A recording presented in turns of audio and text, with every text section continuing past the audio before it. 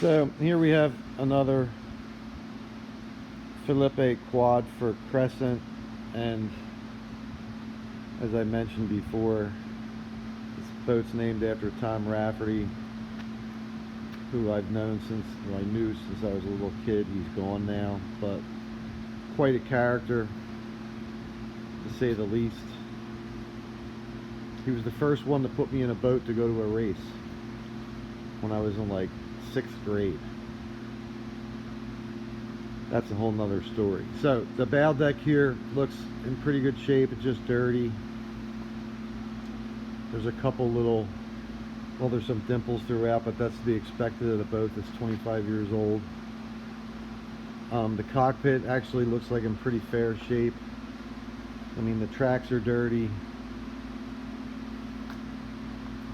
The tow actually works pretty smooth, and I'm guessing that's probably damaged there where the duct tape is from the shoe maybe hitting the bottom of the boat, although it's pretty far away from that right now. So, you know, trying to clean this stuff up on the inside is almost like an effort in futility, because it doesn't, you clean it, it gets the dirt off, but it doesn't look any different. And then this one shoe is shot, and even in the footwells look pretty good. There's no water bottle damage.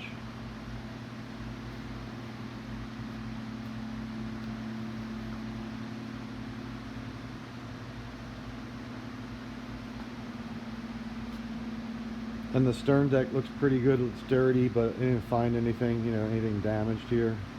And like I said, the tow seems to work pretty smoothly. And there's a little mark on the stern tip there. Okay, onto the hull here now, and some serious damage there. It's had some tape put over it. There's a little ding right there. And you know, the paint is faded out pretty much. However, I mean, there's some serious scratches that start at the bottom of the boat here, extending quite a long way, all the way down the stroke seat.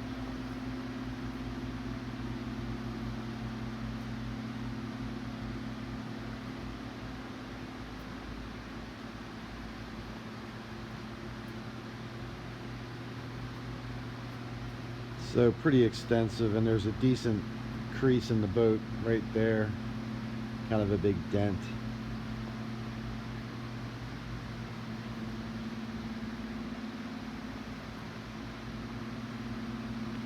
And then there's a silicone patch job there, which that's like a real headache to deal with, because first of all, silicone's tough to get off.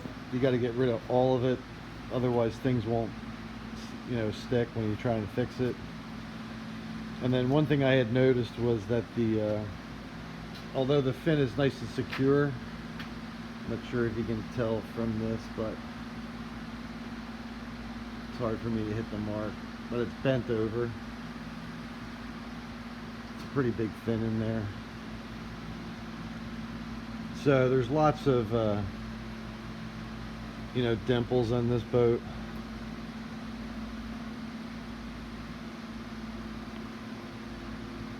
So to actually, you know, fix the bottom of this nicely, you get to a point of like, where do you start, where do you stop?